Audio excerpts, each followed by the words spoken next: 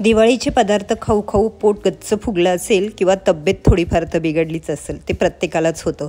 तर छान असं पचन होण्यासाठी मस्त अशी आज भाजी बनवूया. वालाच्या शेंगा यामध्ये फोलेट भरपूर असल्यामुळे गर्भवती स्त्रियांनी खाणे तर फार उपयोगाचे आहे, जेणेकरून लहान मुलांच्या म्हणजेच गर्भाच्या स्नायूची म्हणजेच मणक्याची वाढ चांगली होते आणि मानसिक वाढही चांगली होते.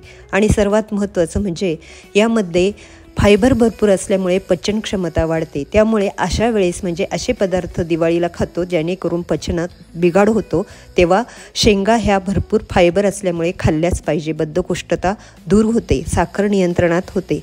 तर अगदी सोप्या पद्धतीने मी ही भाजी दाखवलेली आहे. फक्त तिळाची फोडणी आणि हिरव्या मिरच्या लसणाची फोडणी दिलेली आहे. थोडा मसाला, थोडासा किचन किंग मसाला घातलेला आहे, धणे पावडर आणि थोडीशी लाल तिखट घातली असेल तर घाला, हळद, हिंग. बास, मस्त अशी भाजी होते. फक्त वाफवून बनवा, नक्की तुम्हाला आवडेल. भरपूर तीळ घाला. आता थंडी पण सुरू होत आहे, तेव्हा भरपूर कॅल्शियम हे पाहिजे शरीराला. तेव्हा रेसिपी आवडली का नक्की सांगा.